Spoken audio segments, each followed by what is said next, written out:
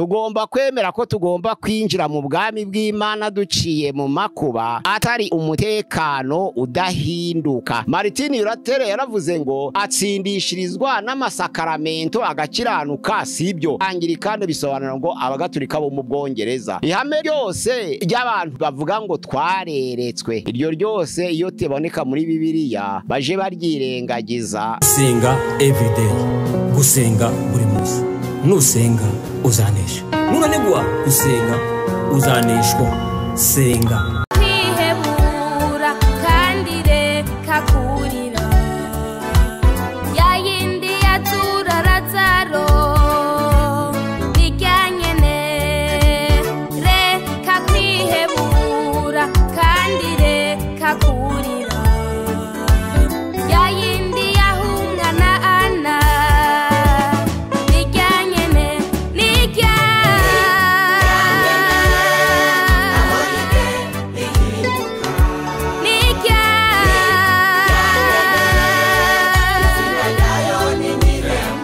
Reka ngusuhuze inshuti ya gusenga everyday, nizere ko mumeze neza mu bisanzwe kumwe nanje Mana Kiza Edouard. Abari mu Rwanda shalom shalom, abari mu Burundi shalom shalom, abari muri Congo, abari Uganda, abari muri Afrika y'Amajepfo, abari muri za Malawi, abari muri Mozambique, abari muri Afrika, mwese mushaka kumva ikirundi n'ikinyarwanda n'izindi mizose ushaka kumva n'imwe turakoresha. Mwese turabakiriye ko gusenga tubabwira ngo Imana ibaho umugisha, Imana ibahire, Imana ibagure, Imana ibiteho, Imana yumve gusenga kwanyu. Abari ku mugabane w'Uburayi shalom shalom, abari ku mugabane wa Aziya shalom shalom, abari ku mugabane wa Amerika shalom shalom, ku mugabane wa Australia mukurikira ibiganiro byacu shalom. Turakunda mwese, tubahaye ikaze kuri gusenga Eve, tubabwira ngo Imana ibaho umugisha. Nikaze rero kiganiro cyacu, turi kumwe na Pasteur Dr. Revera Pasteur Mauro. Dr. Bonjour. Pasteur, watangira usuhuza abantu? Ni karibu kuri channel ya gusenga everyday bene data, aho dusangiye urugendo rwo kujya mu ijuru. Tugiye kubasangiza ijambo ry'Imana, abadukurikira Imana ibaho umugisha, turi kumwe kandi tuzakomeza kubana. Mana turagushimiye, turaguhimbajwe neza uyu mwanya uduhaye udasanzwe. Wabanye natwe mu minsi yacu yose, iyo kurama tubona ukuboko kwawe, nizo mpamvu tukiriho, kuko uracadufite umugambi kubw'uyu murimo. Twishize mu maboko yawe kugira ngo tugenderere. Reka imbaraga zawe dusage, reka icubahiro cyawe kiganze, reka ubutumwa bwiza bwamamare mu mahanga yose, reka bugere kuri benshi batarizera kugira ngo bahindukirire, maze nabo bitirirwe izina ryawe. Tubyambaje mu izina rya Yesu Kristo umwami wacu, amena. Amena. Pasteur urakoze, Imana iguhe umugisha. Reka mwese twongere tubabwire ngo ikaze mu kiganiro. Pasteur, uyu munsi twagutumiye ngo tukubaze kuri aya mahame 95 ya Martin Luther King. Ubushize twaganiriye ku mahame abiri, ubu nizera ko uyu munsi ni ihame rya gatatu. Uyu munsi ni ihame rya gatatu. Ubundi Martin Luther ninde? Ese Martin Luther atandukanye na King Martin Luther? Hari Martin Luther ni umugorozi wabayeho mu kinyejana ca 15 n'icya 16, n'ubuvango niho yavutse 1883, apfa 1556. N'ubuvango yabayeho muri ibyo binyejana byombi, ni ikinyera ca 15 n'icya 16. Yari umugorozi, yari mumwe mu bihaye Imana mu idini Gatolika.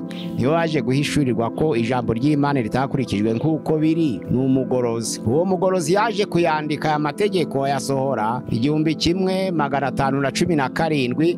Ariko King Martin Luther ni umupasiteri w'umwirabura wo muri Amerika waharaniye uburinganire bw'abirabura n'abanyamerika. N'uvuga yavuze icitwa intégration des noirs dans toutes les sociétés américaines, nico yavuzeho. Naho undi ni reformateur, n'ukuvuga ngo niwe wabaye intandaro yo gutangira kwa mouvement protesta. Iyo mouvement protesta ishingiye kuri Martin Luther, nubwo yari afite abandi bari kumwe nawe, ariko niwe intandaro ya mouvement protesta. Ariko nuwihaye Imana mu idini gaturika waje kwerekwa ukuri bakamwita umugorozi. Atandukanye rero n'uriya mupasiteri wo muri Amerika waharaniye uburenganzira bw'umwirabura wapfuye mu 1968 yishwe kubera iryo jambo. Yavuze ko abazungu n'abirabura bazagenda mu taxi imwe, abazungu n'abirabura bazarongorana, abazungu n'abirabura bazasangira, abazungu n'abirabura bazategekana, abazungu n'abirabura, ndetse akavuga ko na umwirabura azaba perezida wa Amerika. Abihishuriwe baramwica ngo ntibizaba, ariko biza gusohora. Urakoze pastor. Ese Marteritere yari afite intego nki yandika ari amahame 95? Ari mu bihaye Imana muri kuva hari ibintu bitatu byamubabaje bikomeye. Icambere cyamubabaje nuko bavugaga ko indurugensiya ibasha gutunganya umuntu. Uriya mu papa witwa Jules wa kabiri 1504 wavuze ko indurugensiya amafaranga cyangwa se lettre de diligence nubango ibyete bibabarira ibyaha bigurwa amafaranga. Avuga ko bidakwiye ku bana b'Imana kandi ko bitari biblique, ko bidakomoka mu ijambo ry'Imana. Icya kabiri cyamubabaje gikomeye, yavuze ko ubutware bwa papa atari bwo buheruka, icyo yitwa pouvoir suprême. Ntabwo ubutware bwa papa buheruka, Yesu Kristo ari hejuru ye. Yavugaga ko ari ufite ubutware buheruka, noneho akamuha izina rya nyir'ubutungane, ariko sibyo. Uwari Martin Luther aravuga ngo ufite ubutware buheruka ni Yesu Kristo, noneho abandi bakaba abantu bibire baremwe n'Imana. Iryo jambo ibyo nabyo rero byaramukomeretsaga cyane ari mu bihaye Imana. Icya gatatu cyamukomerekeje nuko bavuga ko umuntu agomba gutungana rwose binyuriye mu masakaramento 7. Ari amasakaramento 7 yubatswe n'idini, ko ariyo yabashaga gutunganya umuntu agakiranuka ku Mana. Ibyo bintu mvuze uko ari bitatu nibyo byamubabaje, bituma noneho yemera gusohora ari amahame 95 yavuzwe hariya. Urakoze pastor. Iryo hame rya gatatu rivuga ngo iki? Iryo hame rya gatatu yaryanditse mu Kilatini, ariko abarisobanuye bavuze ngo ihame rya gatatu riravuga ngo toutefois, elle ne signifie pas non plus la seule pénitence intérieure. Celle-ci si elle ne produit pas au dehors diverses mortifications de la chair. Nubango ariko ntibisobanura kwihana gusa imbere n'impfa busa niba bidatanga imibiri itandukanye n'inyama hanze. Nukubango niko rivuga iryo rya gatatu, nuko rivuga. Ndisubiremo, toutefois elle ne signifie pas non plus la seule pénitence intérieure. Celle-ci si elle ne produit pas au dehors diverses mortifications de la chair. Ariko ntibisobanura kwihana gusa imbere n'impfa busa niba bidatanga imibiri itandukanye n'inyama hanze, niko rivuga. Urakoze pastor. Ese watwibutsa ihame rya mbere n'ijya nyuma kuba dukurikira?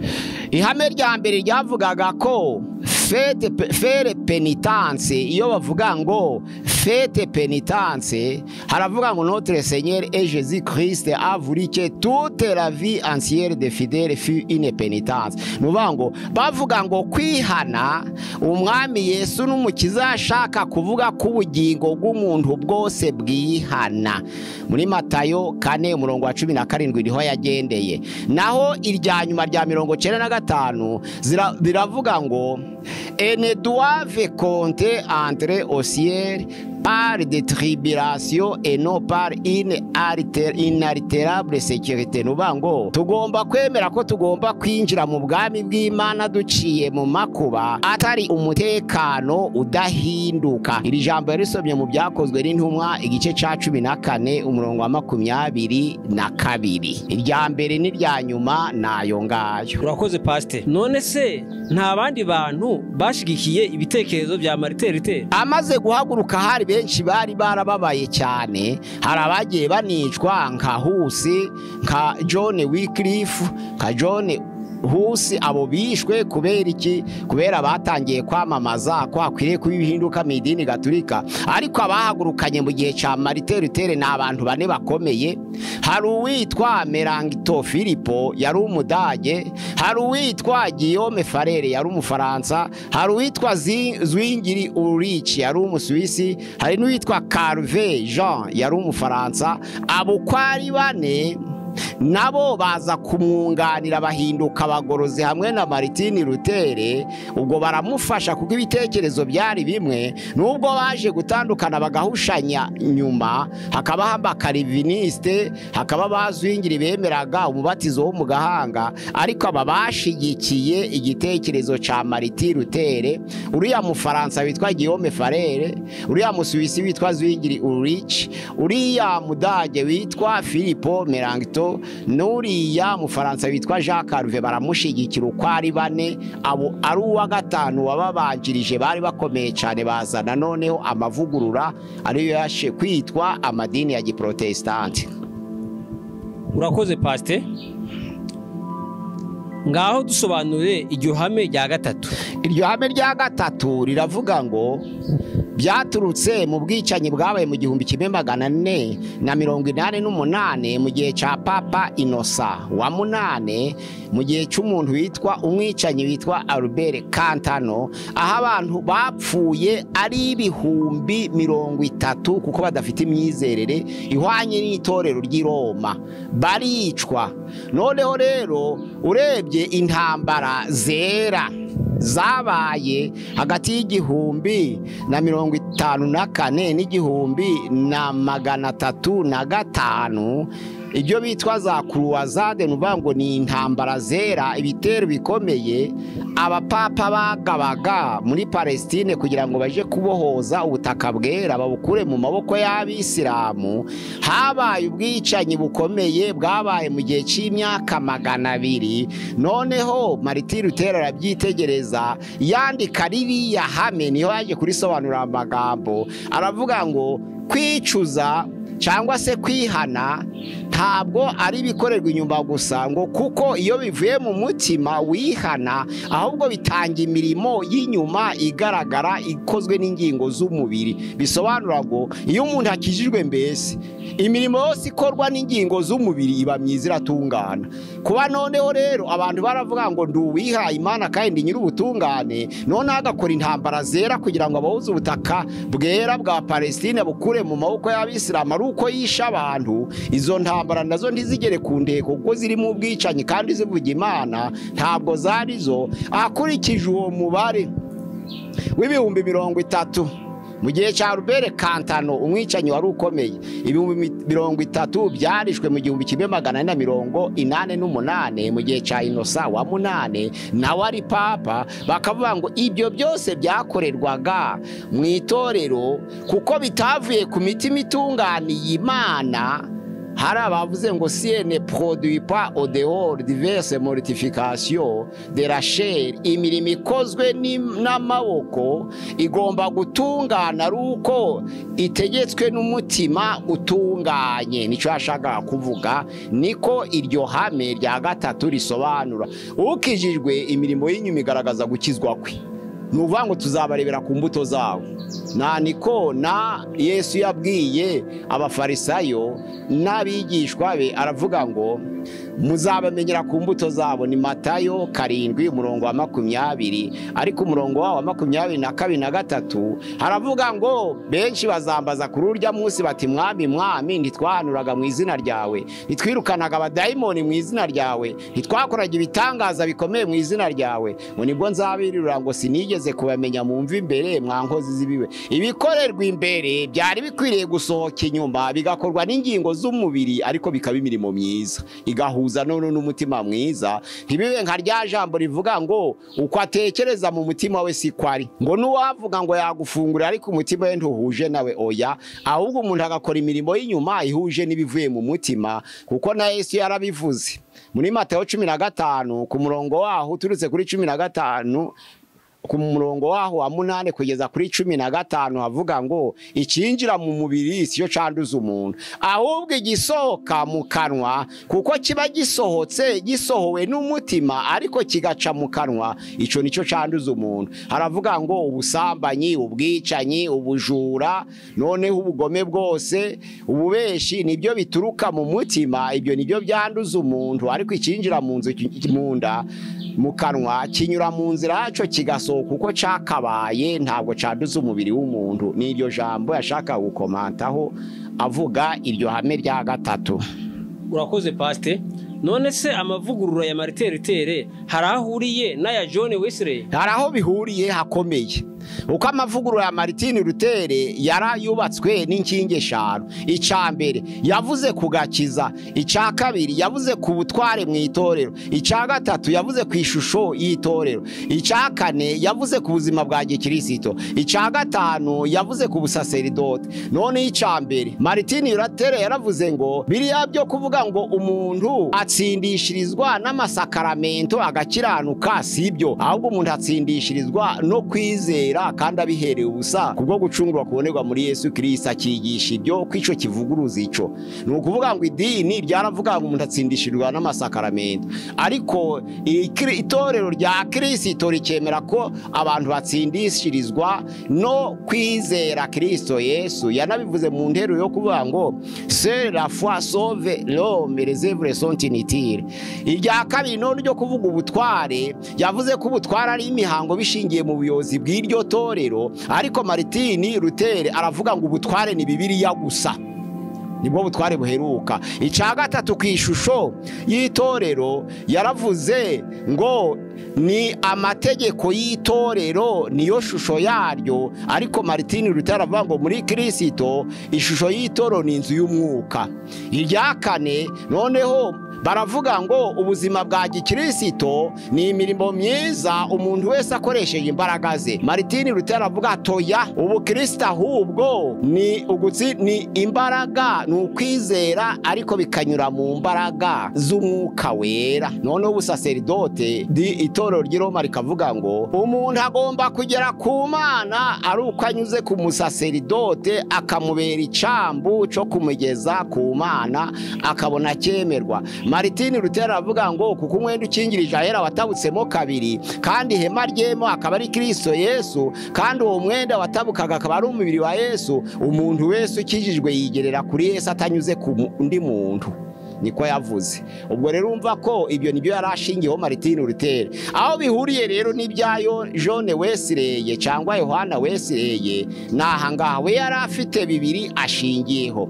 Hari ikintu citwa letarji, hari n'ikindi citwa apati. Nuvango letarji nuvango n'ubusinzire mu buryo bw'umwuka yabonaga mu itorero Anglikani ico gihe. None aravuga ngo ahuje n'ibyahishuwe gatatu umurongo wa mbere havuga ngo wandikire marika w'itorero ry'Isarudi uti ufite imyuka 7 y'Imana n'inyenyeri 7, aravuga aya magambo ati nzi imirimo yawe nuko ufite izina ry'ukuriho nyamara ukaburi intumbi.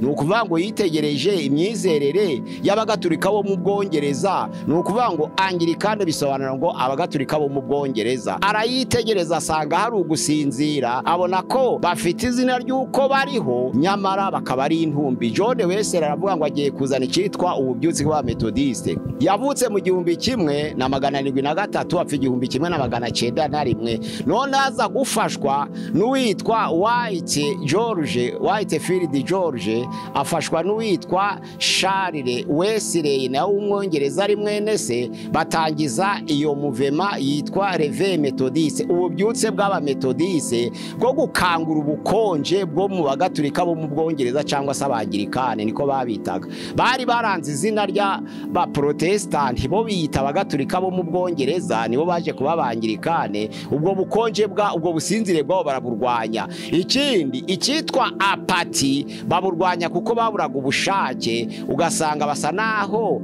bari mu ikintu kitagira ubushake, basa naho bafite umunaniro mu by'Imana. bagasa naho mbese bameze nk'abarwayi mu by'Imana. Noneho cyari ikintu cyitwa letargi cyangwa apati mu idini ry'abangirikane John Wesley yashingiyeho. Gisa rero n'ico Martin Luther yashingiyeho ko bose barwanyaga ubukonje n'imihango yo gusinziriza abantu itarimo muvema, itagira ububyutse, idakanguka. Urakoze Pastor, ni iyihe nama waha abanyetorero b'iki gihe?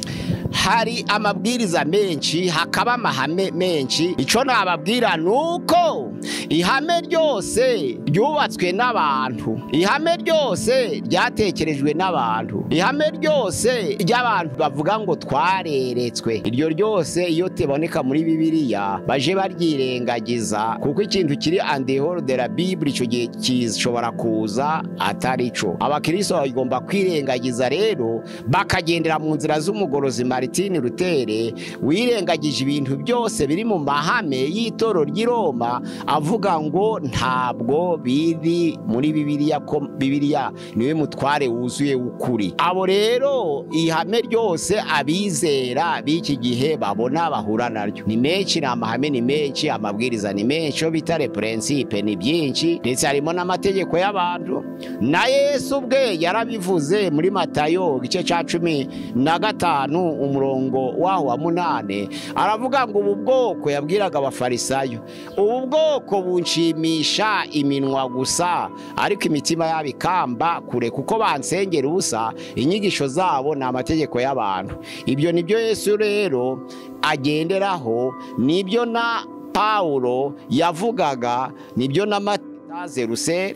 Hari noneho intambara ikomeye, hari igitabo cha Mormoni cha Joseph Smith, ayo yose ntabwo ashingiye ku byanditswe byeranya kuri byahumetswe n'Imana. Urumva rero niba buri wese azana ihame rye, hari umunara w'umurinzi w'Isiyoni, hari ijambo ryavuzwe, hari siyanse chrétienne ya Moise David, hari ibintu bitandukanye bitari bimwe ariko bitari mu mahame y'ijambo ry'Imana, ariko byubatswe ku mahame y'abantu. Hari amabwiriza akomeye, ibyo bita les principes du vœu de l'église de l'unification des mondes, ayo yose nukuyirengagiza. Abizera bigengesere, birinda amahame y'abantu adashingiye ku byanditswe byera. Urakoze Pastor, reka tugushimire, tukubwire ngo Imana iguhumugisha. Reka dushimire nawe warubanye muri kiganiro, tubwire ngo Imana iguhumugisha.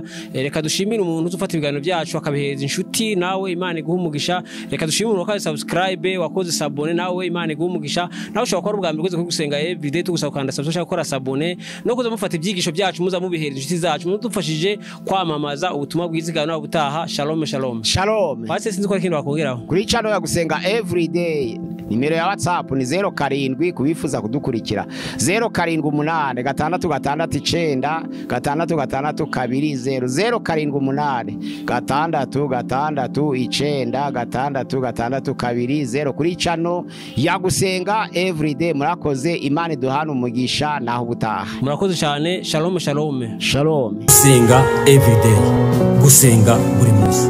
Nusenga uzanesha, nunanigwa gusenga uzaneshwa. Senga.